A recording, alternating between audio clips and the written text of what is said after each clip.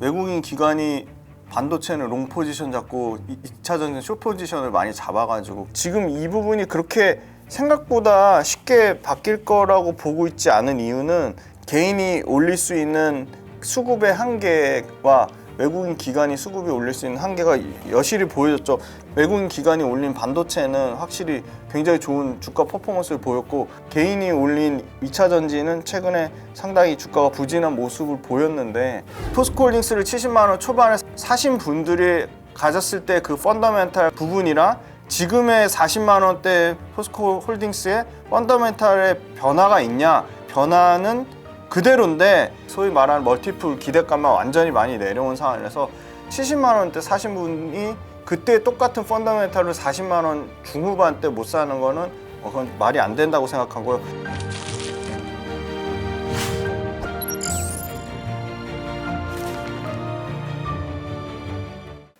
안녕하세요. 김지훈의 훈훈한 주식 유튜브 채널을 운영하는 김지훈입니다. 네, 본업은 전업투자자고요. 최근에 2차 전지 포함한 성장하는 7대 산업 10대 기업 분석하는 강의 만들어서 열심히 강의를 찍었고요. 많은 관심 부탁드리고, 최근에 2차 전지 평균 고점 대비 한 57% 정도 빠졌더라고요. 그래서 많이 힘드실 것 같은데, 그러면 2차 전지에 대한 뷰는 일단은 아직 변하지 않았다고 말씀드리고요. 물론 종목별로 2차 전지 타이틀 달면 다 올라가던 장세에서 이제는 진짜 정말로 철저하게 옥석 가리기가 진행돼서 아주 제한적인 종목에 관해서만 좀 상승의 모습을 나타낼 거라고 보고 있고, 그 제한적으로 올라가는 특정 종목을 찾는 아이디어에 대해서 오늘 좀 심각하게 좀 고민하고 그거를 투자 아이디어를 공유하는 시간을 갖겠습니다. 전반적으로 고점 대비 한 4, 5%가 빠졌어요. 평균적으로. 대부분 에코프로하고 에코프로 BM 빠진 것만 생각하실 텐데 그건 아니고요. 장비주도 상당히 많이 빠졌고, 전액, 분리막, 음극재, 도전재, 첨가재, 그리고 배터리 셀 업체도 많이 빠졌습니다. 코스피 코스닥이 고점 대비 어제 종가 기준으로 지금 21일 오전에 찍고 있는데요. 20일 종가 기준으로 약 24% 빠졌는데, 2차 전지 업체들 최근 평균 하락률이 44.7%로 지수보다 훨씬 초과해서 빠졌고요. 역시나 가장 압도적으로 많이 빠진 거는 양극재랑 장비 쪽에서 많이 하락이 나왔어요. 그러니까 양극재, 장비 모두 평균 53% 정도가 평균적으로 빠졌고요. 특히 양극재 단에서는 에코프로비엠, 포스코 퓨처엠이 최고점 대비 57% 빠지면서 상당히 많이 빠졌고요. 코스모 신소재가 가장 선방했습니다. 33% 빠지면서 양극재 단에서는 가장 좀 고점 대비 덜 빠지면서 좀 방어한 부분이 있고요. 에코프로랑 포스코홀딩스도 극명하게 좀 갈렸는데요. 에코프로가 고점 대비 53% 빠지면서 큰 폭의 하락률을 기록했는데, 포스코홀딩스는 38% 정도 빠지면서 역시나 좀 선방한 모습을 보여줬습니다. 그리고 음극재, 도전재, 첨가재, 나노신소재가 100% 넘는 상승률을 보였는데, 최근 두 달 동안 역시나 44% 빠지면서 50%대 수익률로 수익률이 급락을 했고요. 눈여겨봐야 될 거는 전액 쪽에 2등 기업입니다. 원래 1등이 압도적으로 엔캠이 1등인데 동아기업이 최근에 한 40% 가까이 상승률을 보이면서 최고점 대비 44% 빠졌지만, 최근 두 달 동안의 흐름에서는 동아기업이랑 알루미늄박, 양극박을 만드는 사마 알루미늄이 최고점 대비 30% 안쪽으로 빠지면서 상당히 좀 차별화된 주가 모습을 보여줬고요. 장비단에서도 역시나 윤성 FNC가 300% 넘는 수익률을 기록했는데, 최근 어제 종가 기준으로는 152% 수익률을 기록하면서 상당히 많이 윤성 FNC도 고점 대비 60% 이상 빠졌습니다. 그래서 아까 말씀드린 다 빠졌지만 그 와중에 사마 알루미늄, DI 동일, 그 다음에 동아기업, 그리고 TC 스틸 같은 업체들이 고점 대비 다른 여타 밸류체인보다는 훨씬 덜 빠지면서 양극재 업체들, 그리고 양극재 업체들과 그 외 나머지 원자재를 포함한 밸류체인 간에서도 철저한 수익 차별화 현상이 일어났는데, 그럼 딱 지금의 시점에서 평균 53% 빠진 이 기업들이 그러면 매력이 없느냐? 그거는 전혀 아니라고 보고 있고요. 가격적인 매력이 분명히 생겼다고 보고 있습니다. 아까 말씀드린 밸류체인 업체별로 차별화가 진행될 건데 뭐 예를 들어 포스코홀딩스를 70만 원 초반에 사신 분들이 가졌을 때 그 펀더멘탈과 그런 어떤 그 투자 심리 부분이랑 지금의 40만 원대 포스코홀딩스의 펀더멘탈의 변화가 있냐, 숫자 그 소위 말한 넘버스의 변화가 있냐, 변화는 전혀 없는 상황이고요.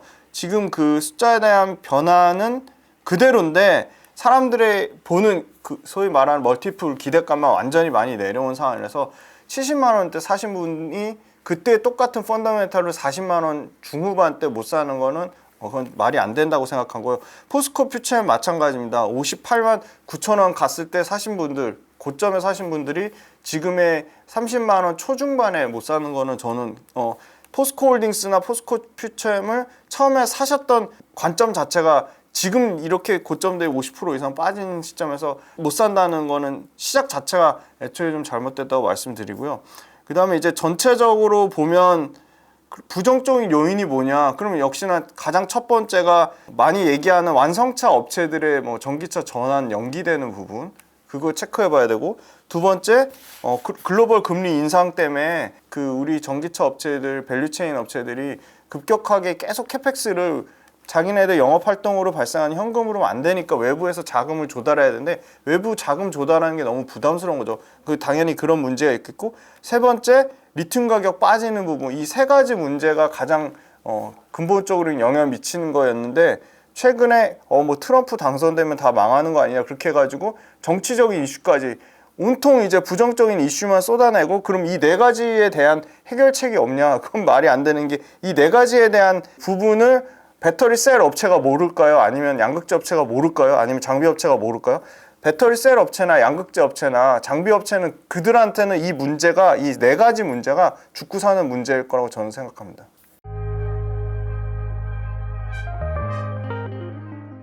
외국인 기관이 반도체는 롱 포지션 잡고 2차 전지 숏 포지션을 많이 잡아가지고 그런 게 당연히 좀 있는 것 같고요.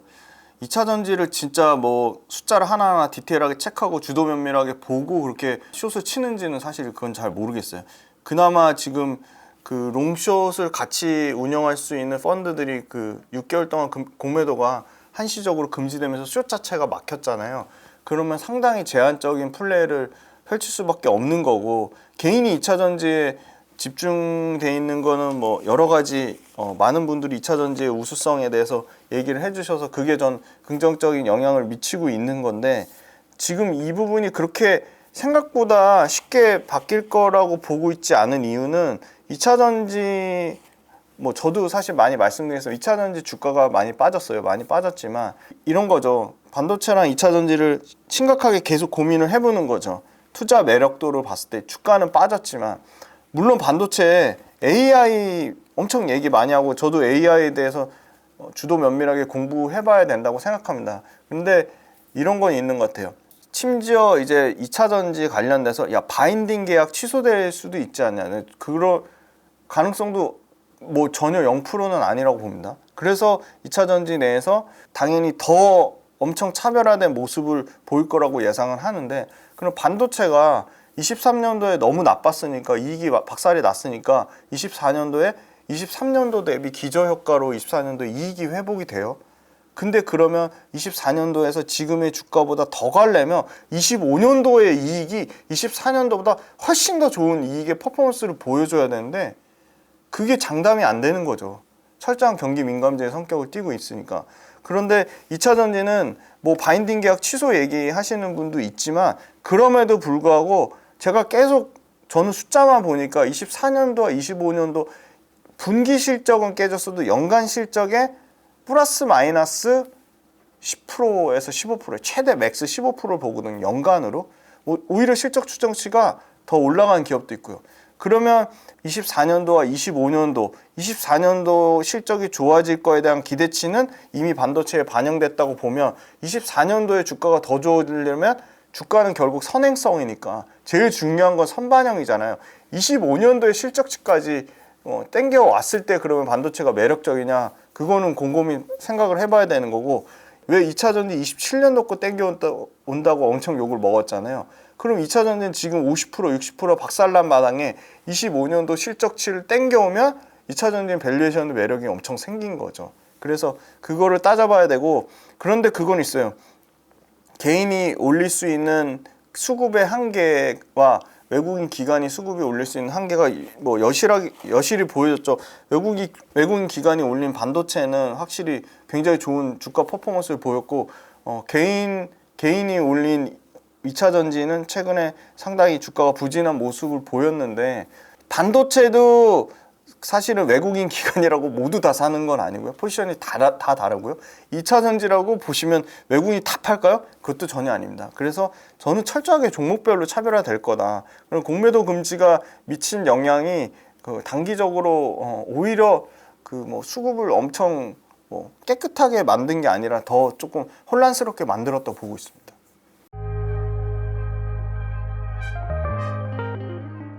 현대차를 되게 무시하시는데, 현대차가 문제가 많죠. 국내에서는 뭐 엄청 비싸게 팔고 미국엔 싸게 팔고 그런 막 꼼수도 부리고, 심지어 뭐 여러 가지 현대차 문제가 많더라고요, 진짜. 그래서 그러면 그 현대차 자체가 그러면은 경쟁력이 없냐? 현대차를 아무리 욕해도 주도 면밀하게 팩트를 따져보면 현대차가 테슬라보다 월등히 자동차 잘 만드는 회사고, 글로벌 자동차 업계에서도요, 아주 객관적인 데이터로 봐도 5위에서 7위 충분히 왔다 갔다 한다 보고 있고, 그러면 전기차의 그 순위는 어느 정도냐? 미국에서 지금 거의 2위 자리를 매달 데이터를 보면 놓치지 않고 있어요. 2위, 3위예요. 많이 떨어져야 3위예요. 굉장히 전기차 저는 잘 팔고 있다 보고 있고요. 그 다음에 유럽에서 몇 등이냐? 유럽에서 테슬라가 모델 Y만 잘 팔리고 다른 거 모델 뭐 S나 이런 게 안 팔려서 삽질해서 5위까지 떨어질 때 현대기아차는 3위까지 올라갔어요. 그러니까 북미하고 유럽에서 3위 하는 업체를 전기차 못한다고 할 수 있을까요? 저는 전혀 맞지 않다고 보고 있고, 현대차 대단한 게 뭐냐? 그러니까 현대차를 사실하는 얘기가 아니에요. 현대차를 칭찬하는 게 전혀 아니고요. 딱 전기차의 측면만 봤을 때 현대차가 얼마나 잘하고 있는지 딱 그것만 말씀드린 거예요. 현대차는요, 지금 CATL이나 BYD처럼, 그 다음에 또 다른 테슬라처럼 보조금 못 받고 있어요. 못 받는데 자기네들 인센티브 활용해서 판매 비중 높인 거예요. 그래서 2분기, 3분기 다 사상 최대 실적 찍었고, 테슬라 영업이익률 박살나서 막 테슬라의 유일한 장점이라 한 거는 우리는 하드웨어가 아니고 소프트웨어 기업이라 해가지고 아주 높은 영업이익률을 자랑을 했는데, 지금 9점 몇 %까지 빠졌거든요. 그럼 저는 구조적으로 뭐 일시적이라고 자기네는 얘기하지만 그만큼 전기차 판매에 문제가 있으니까 9%대까지 빠진 거고, 그 반면에 아무도 주목하지 않는 현대차는 영업이익률 10%를 기록했거든요. 두 분기 연속이에요. 2분기, 3분기 모두 사상 최대 영업이익률 기록했는데, 그 영업이익률 개선한 거에는 그렇게 보조금도 못 받고 인센티브로 오히려 현대차가 줘가면서 전기차 판매 포지션이 굉장히 커졌다고 보고 있거든요. 판매 비중으로 아직도 폭풍 성장할 여력이 남아있는 게 8.4%예요, 지금. 현대차가 전기차를 파는 게. 근데 왜 그렇게 할 수 있냐? 기존은 휘발유차를 너무 잘 팔아요.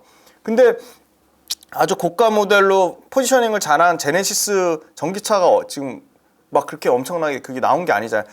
제네시스 전기차 모델이 지금 기존의 아이오닉 5, 아이오닉 7, 코나 잘 팔리는 거에 이제 하위엔드 스트림인 이제 제네시스 EV60, EV70이 폭풍같이 쏟아져 나올 거예요. 그래서 아주 저가의 코나 일렉트릭부터 하이엔드 차종인 제네시스까지 가격대별 그게 잘 돼 있고, 인센티브를 활용해서 비용을 떨구지만 오히려 더 판매량을 많이 늘리면서 미국에서 대략 6% 정도 점유율, 유럽에서도 대략 한 5에서 7% 정도 점유율이 나오면서 아이오닉 5, 아이오닉 6까지 모두 잘 팔고 있고, 기아차랑 합치면은 더 판매량이 지금 잘 나오고 있습니다. 그래서 기아의 EV9이랑 EV4가 그것도 초대형 차종, 최저가 차종, EV4는 초저가, EV9은 초고가.